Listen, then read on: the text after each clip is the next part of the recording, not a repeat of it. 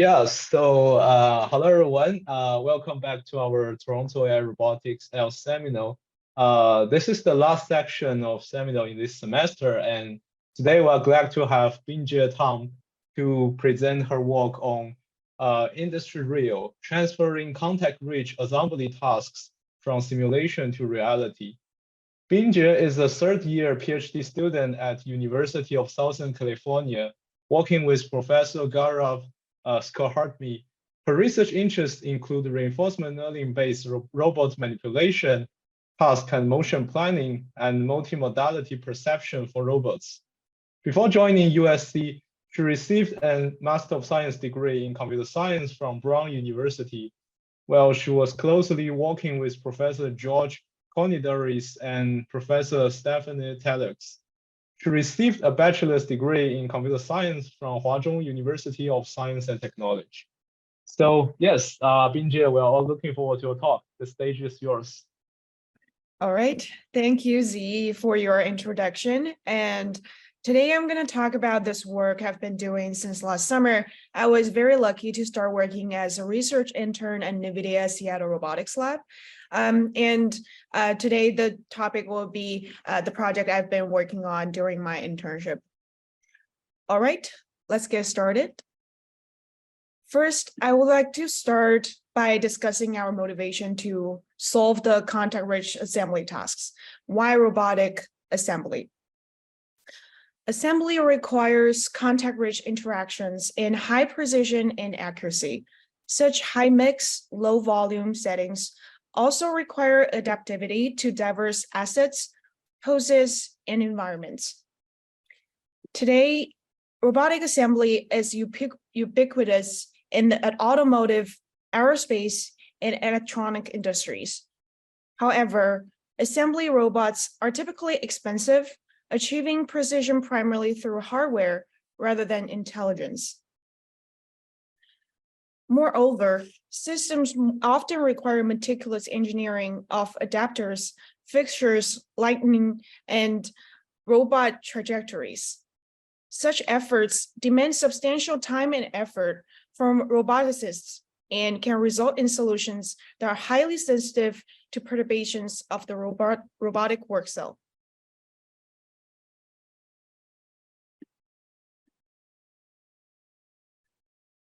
Next, I would like to discuss why we try to leverage simulation technology to address the challenges of robotic assembly.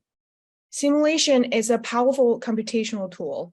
It has been used for decades to test and optimize safety-critical designs and algorithms in multiple industries. In robotics, it has also been used to generate large-scale datasets for deep learning, performing system identification, and develop control and planning algorithms. In reinforcement learning, research has shown that sim-to-real policy transfer is possible. Simulators such as Mujoko, Isaac Jim have been used to train virtual agents to perform complex manipulation or locomotion tasks. Though we have seen simulation as an enabling tool for large-scale robotic assembly tasks, and sim-to-real has been shown possible, there are still remaining challenges in front of us. Even though simulation is an indispensable means to solve engineering challenges, simulation has had a limited impact on robotic assembly. Accurate simulation of geometrically complex parts like nut and electronic connectors can require generating from 1,000 to 10,000 contacts per grid body pair, which is very expensive to compute.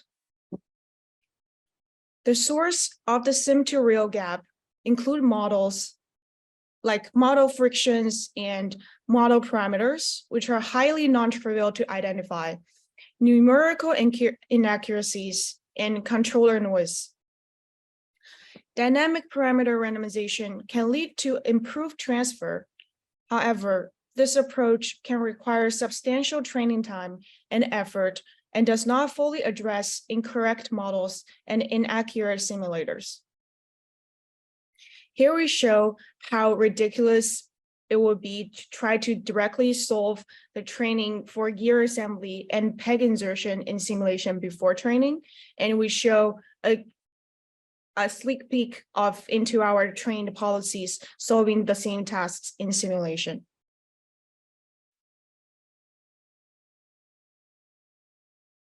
Before we dive into the paper, I would first like to introduce the simulation tool that allowed this project to happen.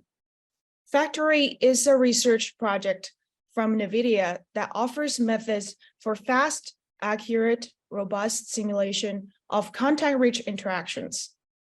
It combines sign-distance field-based collisions, a contact reduction scheme, and a Gaussian saddle solver to effectively simulate contact-rich interactions. The methods extend NVIDIA's PhysX physics engine and are integrated into IsaaCGym. Factory also provides robot learning tools for robotic assembly, including 60 high-quality assets, 3 robotic manipulation environments, and 7 classical robot controllers, all available in IsaaCGym.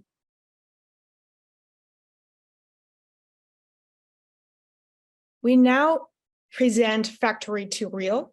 We mentioned as IndustReal in the past because we are trying to stay anonymous as a NVIDIA paper.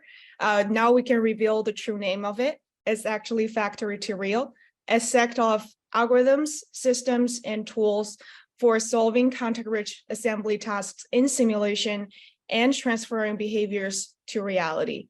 This work is recently accepted to RSS 2023. Here we first show simulation-based policies for enabling pegs and holes and gear assembly with the widely used Franka robot. And then we show corresponding real-world deployments of these policies.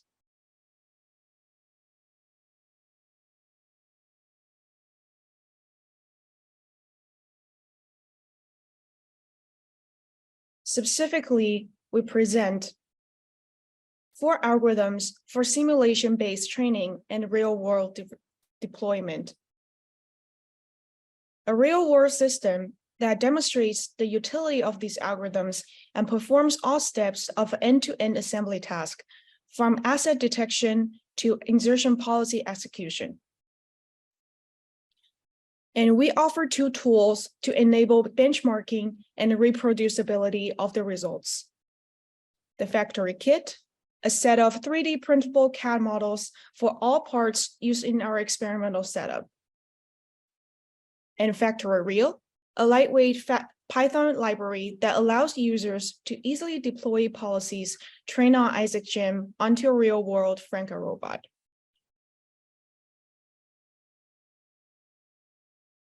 Our problem setup is very straightforward. We have a Franka Amica Panda robot mounted to a work surface. An Intel RealSense D435 RGBD camera is mounted to the wrist of the robot.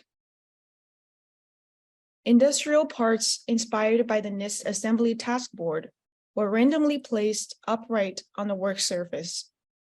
These parts include pegs and holes, gears and gear shafts, and connectors and receptacles.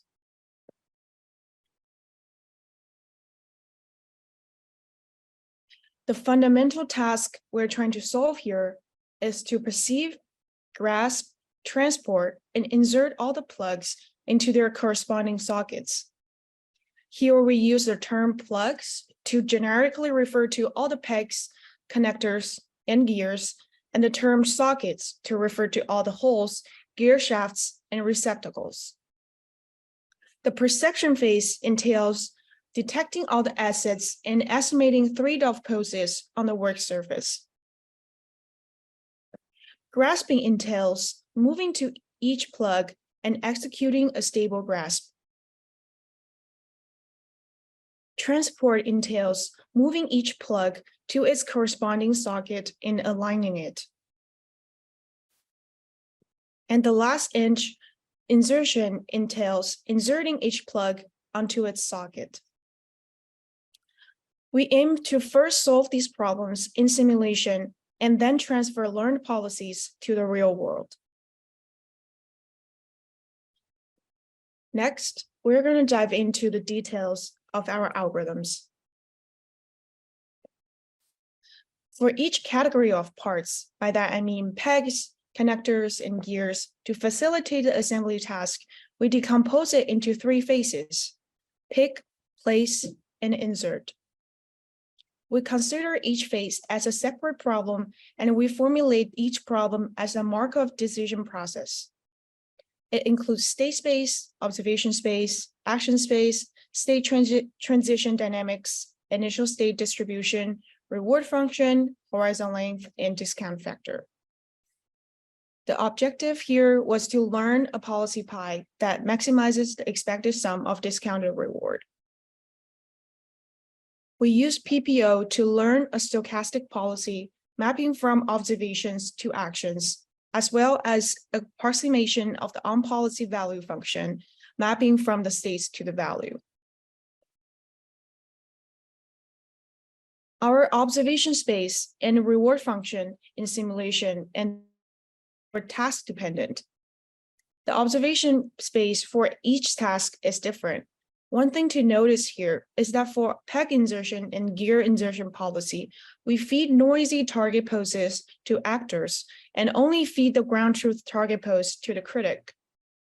This is to facilitate the perception error and control error that we observe in the real-world system deployment. For pick and place policy, the dense reward function is based on collinear key point distance.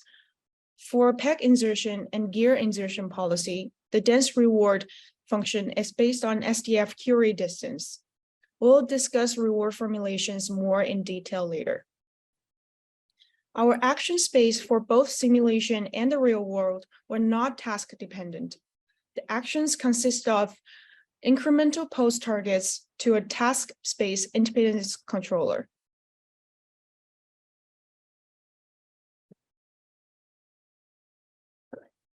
The first algorithm we would like to discuss is the simulation-aware policy update. We use the factory simulation framework from Isaac Jim in conjunction with proximal policy optimization from the RL Games library.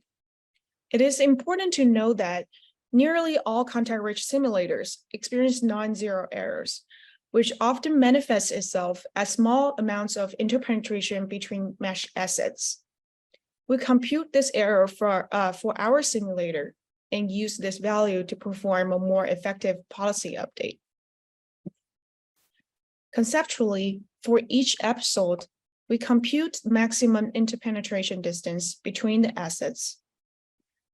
We then apply a filter to discard the episodes for which its interpenetration is greater than a given threshold, which we typically set to 1 millimeter, to keep the scenario more realistic.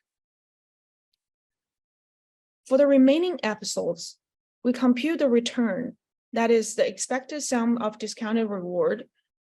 When performing our policy update, we weight this return such that we penalize episodes that experience greater interpenetration.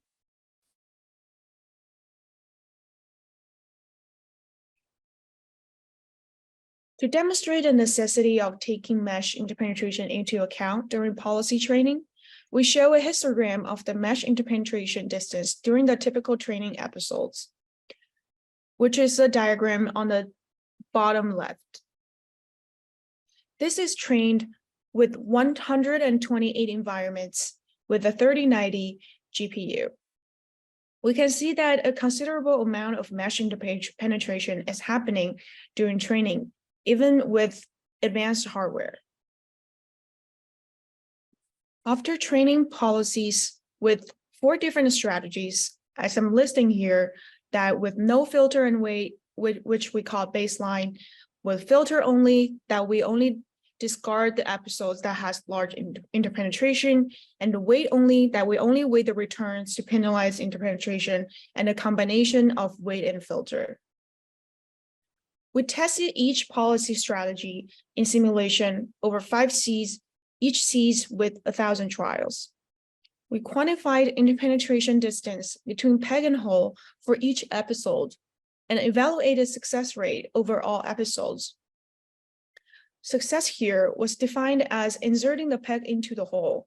However, we would also like to ascertain whether success was achieved in the desired way. So we computed success rate for each episode where interpenetration was below a certain threshold. For both the most realistic scenario, which is 0.5 millimeter threshold for interpenetration, and the least realistic scenario, which is non-thresholding at all for interpenetration, the baseline, filter only, and weight only strategies were unable to achieve success rate above 40%.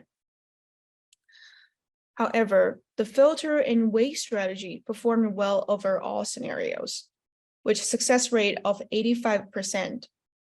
So the filter and weight was not only the most effective at learning a policy that avoided interpenetration, but also was the most effective way at policy learning in general.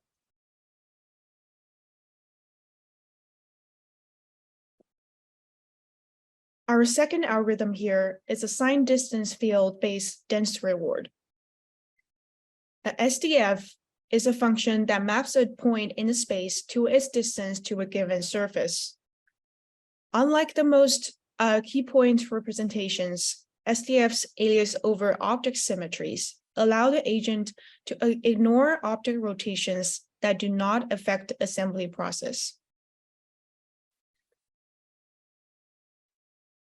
Conceptually, we first generate an SDF from the mesh of the plug in its target pose. And then we sample 1,000 vertices on the plug mesh. At each time step during training, we consider the mesh of the plug in its current pose. We query the SDF value at each of the sampled vertices against the target mesh we generated in the first time step. Finally, we compute the reward such that we penalize large mean SDF values.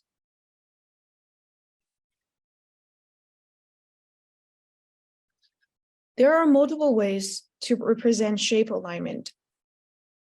Collinear key points, that the example I'm showing here shows 4 key points distributed along the z-axis. And the 3D version of this, that the key points are distributed along its 3 axes. Chamfer distance. Each object is being represented as a point cloud that is defined by its mesh vertices. The chamfer distance is summing the square distance between the nearest neighbor correspondence of the 2 point clouds to compute how close they were to each other. And the last one is the one that we're using in this paper, SDF-based queries. Key point-based rewards are widely used as they avoid weighting between distinct position and orientation rewards. However, collinear key points underspecify the assembly of non-axisymmetric parts, and non-collinear key points overspecify the assembly of symmetric parts, as identical geometries do not alias. So in this case, we use SDF query reward in our work. We show ablation study results for all these 4 representations of alignments. After training the policies with each different dense reward, we tested each policy in simulation over 5 Cs with 1,000 trials per seed. We quantified terminal position and rotation error for each episode and quantified success rate and engagement rate. The collinear key points, 6-staff key points, and chamfer distance reward result in large position and rotation errors. Chamfer distance performs the worst. The SDF query distance reward result in errors of just 3.8 millimeter and 0.086 radians. with a success rate of 88.6% and near perfect engagement rate. So we believe SDF query distance was by far the most effective reward formulation for context-rich policy learning.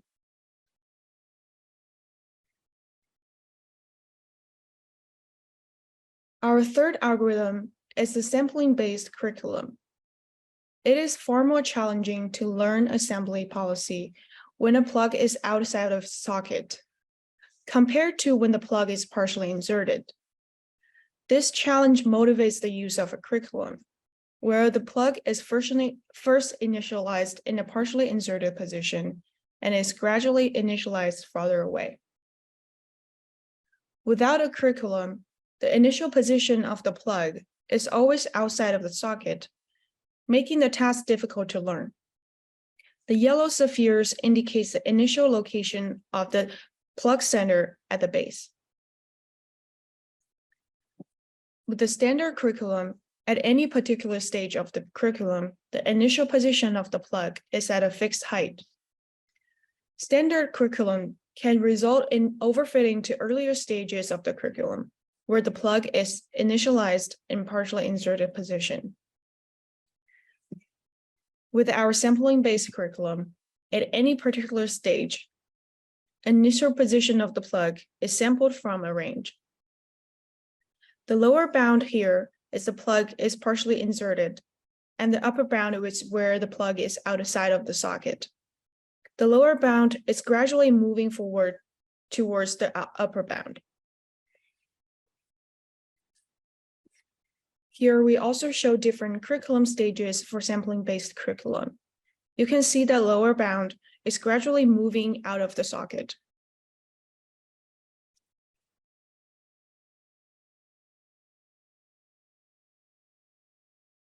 Similarly, we train policies with each curriculum strategy, and we tested each policy in simulation over 5 seeds with 1,000 trials per seed. All strategies achieved moderate rotation errors, and the baseline and sampling-based strategies both achieved high engagement rates. However, we can see here that sampling-based strategies still substantially outperform the others in success rate and position error. These results substantiate existing evidence that curriculums can facilitate RL when carefully implemented, and more importantly, suggest a specific implementation in the case of discontinuous contact.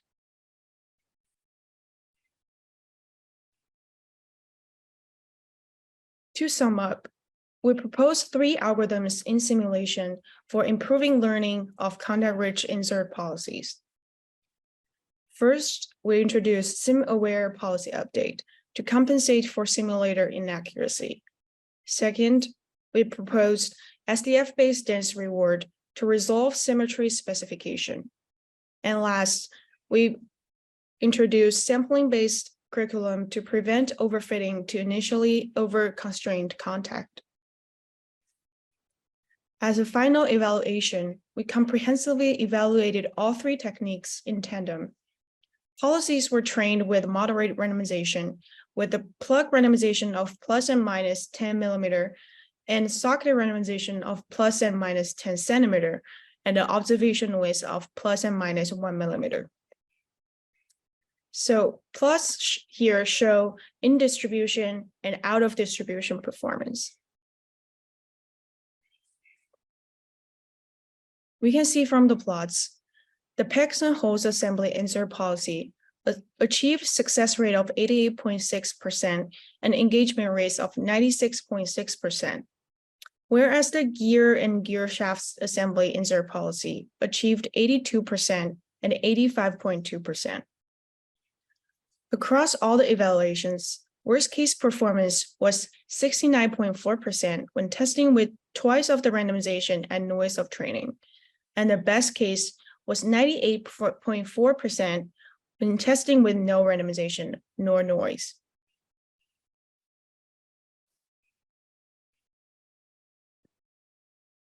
Now, we describe the details of our general strategies for policy deployment in the real world.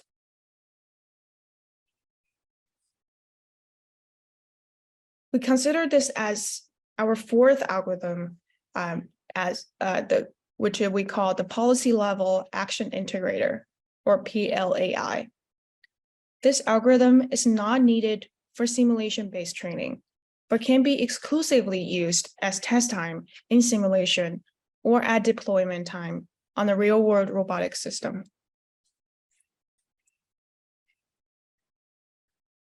In the most common RL formulation used for manipulation, here we refer to as nominal. Actions are interpreted as incremental state updates. The desired state is equal to the current state composed with these actions. The central idea of PLAI is to instead set the desired state equal to the previous desired state composed with these actions. Unrolling this relationship, we see that PLAI effectively integrates the actions. PLAI has a mathematical relationship with classical PID control.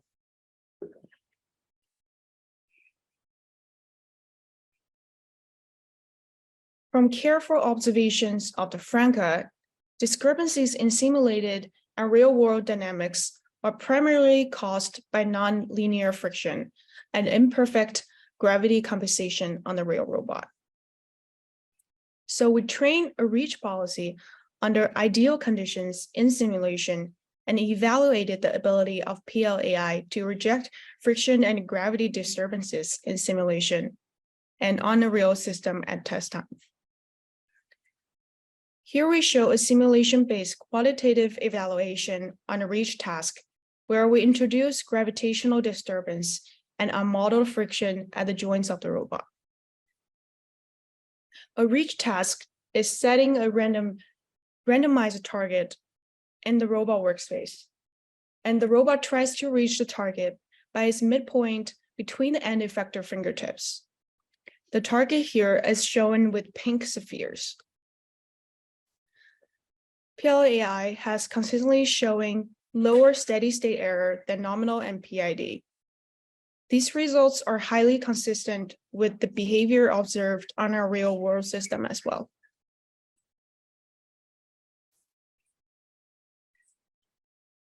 Here we show some quantitative evaluation for PLAI in simulation and in the real world.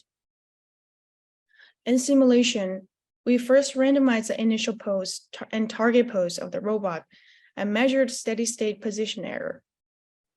PLAI has substantially lower error and variance than nominal under friction and gravity, and consistently lower error than PID.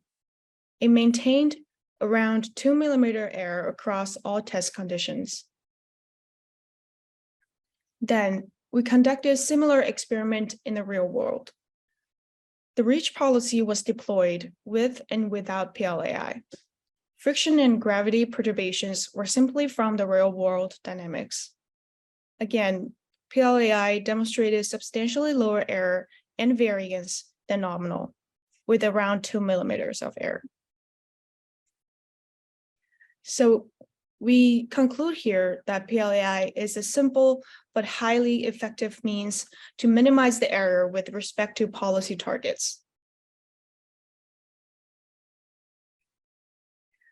That concludes our algorithm developments.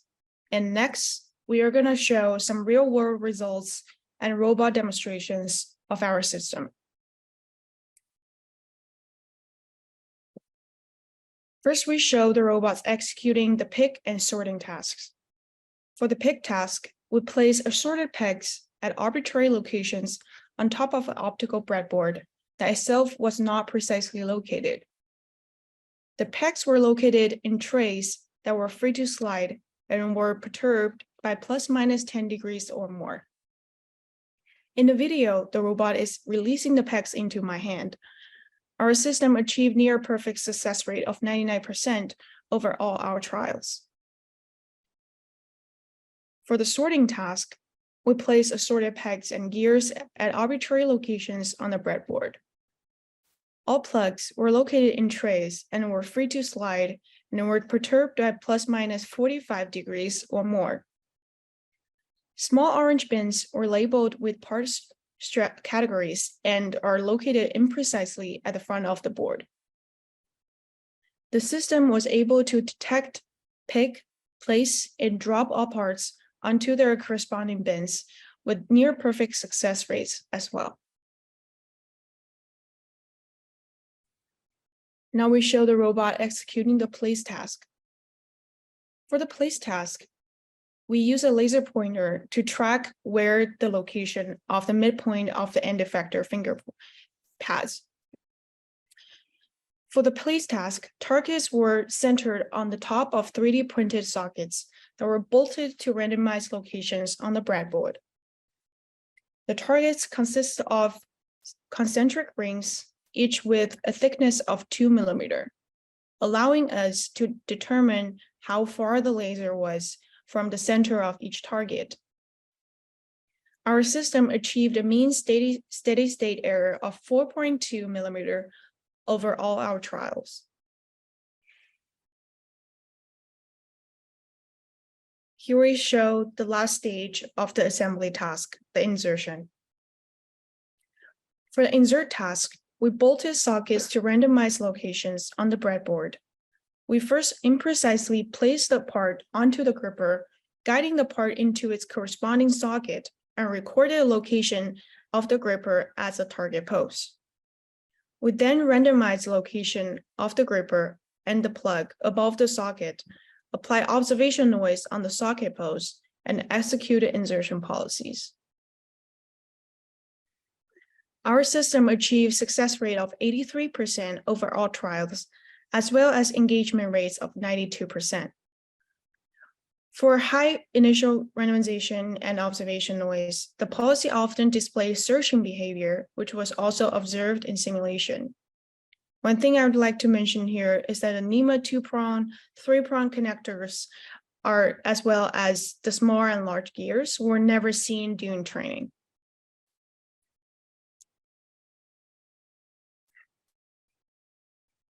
Finally, we show the robot executing pick, place, insert sequential actions. For pick, place, insert task, we place assorted peg and holes, gear and gear shafts, connector and receptacles at arbitrary locations on the breadboard. The system was able to detect, pick, place, and assemble all the plugs onto their corresponding sockets with an 89% success rate over all trials. Near perfect success rate were achieved on the gears and connectors. You might notice here that the success defined for NEMA is kind of different from the pegs and gears. Because for the NEMA connectors alone, success was redefined as reaching an insertion state that required only a downward action to bring the plug flush against the socket. The Franca gripper did not have enough traction to perform this action on its own. At last, I would like to mention some dirty laundries that we wish to deal with in future projects about this paper. One thing you might notice that there is no in-gripper tracking of the objects. So if there is any slippering, perturbation of in-hand object posts happening during the insertion process, our system is unable to recover from such scenarios. The second thing I would like to mention here is that our detection is not the most advanced compared to how computer vision has developed in the past decade. We're using mask-RCN for 2D detection from a top-down view. We definitely would like to incorporate more advanced computer vision detection or post-estimation into our system in future work. And one behavior that was introduced by adding observation noise onto the target post in our system, the insertion policy learned a search behavior that applied to the socket surface when it's not sure where the goal actually is. But this search behavior is not the best for delicate parts, as the one I'm showing, like the RAM cards that I'm showing on the bottom right. It might damage the parts and also slip into an unrecoverable situation that is stuck in other sockets. So we're finishing here with example of we deploy the gear insertion policy with human perturbation, and I'm happy to take questions if there's any. Thank you. Yeah, thank you. Thank you for this wonderful talk. It's the QA section now. If anyone have any questions, just unmute yourself and ask. Probably I can start with one question. I'm not sure if I missed it or if you didn't mention it, like what is the algorithms you use to train, how to say, to train the robot to do this assembly? I guess it's some RL algorithms, some basic RL algorithms, or is it some other? Yeah, we use PPO to as the base RL algorithm for training policies. I see. And what are the inputs states to the algorithm? Just out of curiosity. So the input for each task is actually different. Let me stop sharing here. And so I can stop playing the slides and then I can jump to different. One sec.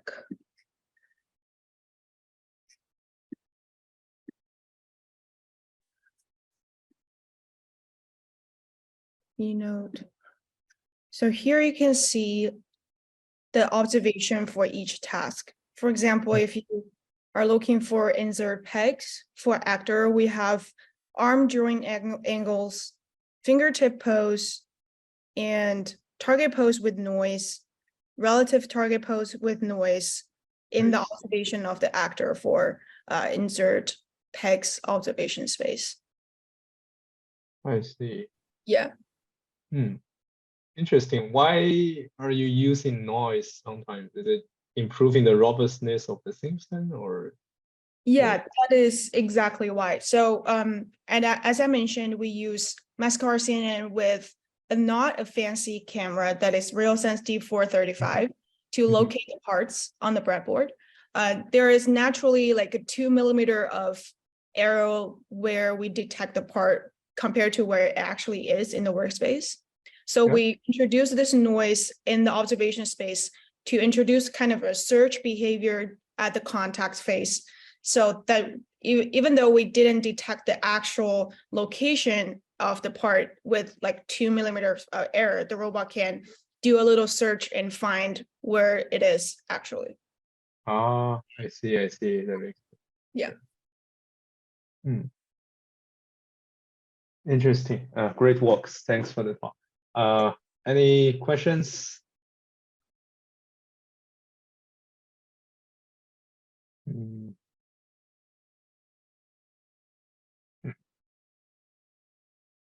Okay, I guess I can ask another question. So I have also worked on the assembly task, although it's from a very different perspective. It's like, it's more of a computer vision thing that given some parts of the objects, we're taking the point cloud of each part, and we want to predict what is the the translation and rotation of each part. And after applying that, we can assemble these parts into the original object.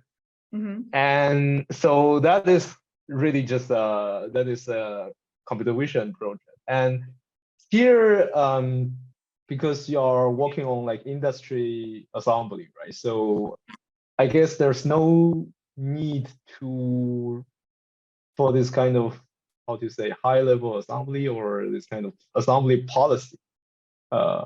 Or if you think that's also important in this case, like searching or predicting how to assemble different components of the different sets into. Right. So I actually have a slide that I didn't show here. This is very close to Oh, what you have mentioned. That is the high-level planning of how to assemble multiple parts together given their geometries. And I believe these is a very interesting task in the sense of high-level planning. But what we are trying to do here is aligning with the industrial setting that the task the robot trying to do is highly repetitive, and the fixtures for the robot and the parts are given, and the sequence of how to assemble those parts are given. But tasks like what I'm showing here is definitely a very interesting research problem to figure out in terms of how to planning out the sequence of which part to assemble first, and if their geometry aligns given point cloud, if that makes sense. Yeah, sure. Yeah, makes sense. Any questions? Igor, do you want to comment on this, or? I actually have a question, not comment.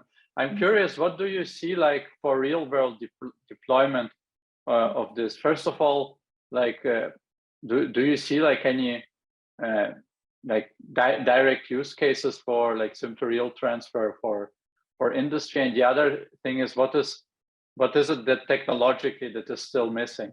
So I feel like a lot of, like industry tasks are very focused on making factories more reconfigurable, but most factories are like very much specialized at some point, and there is only so much reconfiguration going on. Right. Yeah, that's a very good point. So what we are trying to emphasize here is that we can leverage, because right now in industry, they heavily relied on the hardware setup and human engineering for the entire work cell. So what we are trying to do here is using simulation, which is a very powerful tool to enhance the scalability of the current system, that we can deal with thousands of parts and can solve it in a 1 or 2 day of training, which is very hard to do in real life if you purely rely on hardware tuning. And and our system is very easy to replicate. This work has been done in the Santa Clara NVIDIA headquarters, and I spent a day in the Seattle Robotics Lab in Seattle, and I was able to replicate the entire system from end to end. So it's from perception to policy execution. So that's also like something that we would like to emphasize as an advantage of using such systems. And there are definitely something missing in our system. One is that I'm going to show one of the, so you can see here, even for the pick, place, and insert, we are speeding up by a lot. So this is definitely not meeting the industrial standards, that everything needs to be fast and efficient. And our accuracies, it's like a good number, but it's not good enough for industrial companies. We're looking for like, in those automated shows, they're looking for 99.9% of success rate, while we are below 90-ish. So that is something we definitely need to work on. And as I emphasize scalability, we still are working with a very limited amount of assets. So in future work, we definitely want to scale this up to really show the powerful like ability of using simulation for such tasks. Yeah, makes sense. Just out of curiosity, are there like specialized how do you say, equipment or specialized robot arms just doing assembly? Because as you said, I believe in the factories there are already some automatic assembly equipment or machines, right? Like, how do they perform this high precision task?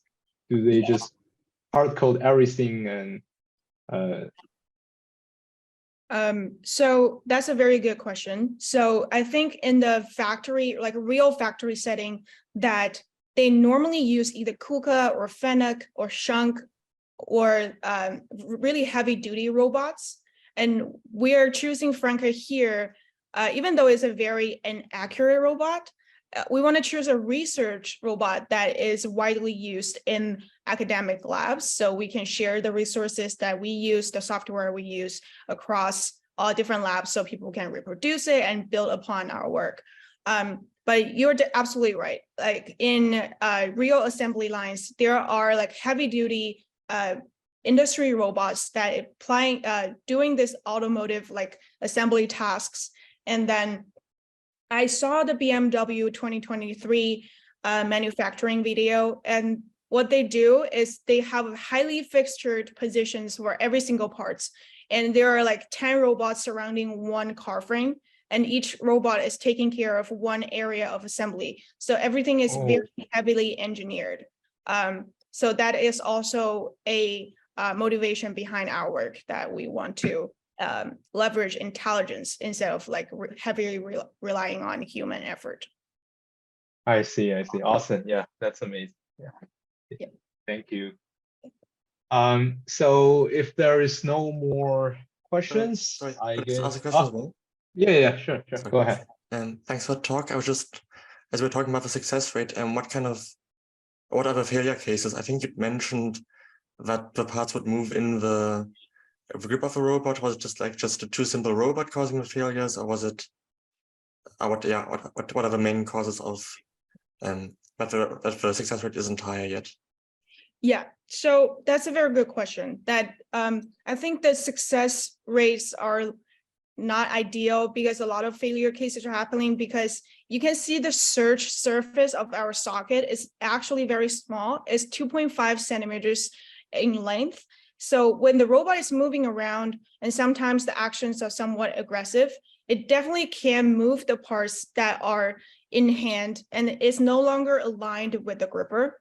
Since the input to our policy is the end effector position instead of the peg position, because we don't have any tracking after we're picking up the parts. So when we have this misalignment between the peg and the end effector, the failure cases happens because the robot thought the peg was in a place, but it's actually not.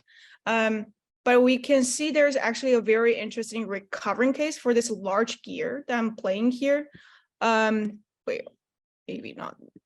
So it would just, when the search surface is larger, it's large enough, and the grasp is stable enough, the search behavior doesn't move the part in hand. Actually see a very interesting episode where it missed the socket in the first place and it recover itself and do the insertion.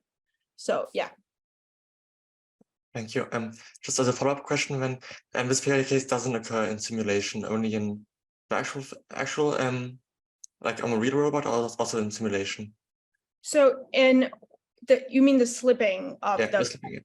Oh, so in that we set really strong constraints because we didn't want it to happen in simulation. So we set the friction between the finger pads and the asset to a very high value. We set it to 2.0 in the simulator to avoid this from happening in simulation. That gives us effective training, but also this avoided this scenario showing up in simulation. So we have no idea if we have it in simulation, would it help with training? That's an open question. Thank you. Yeah.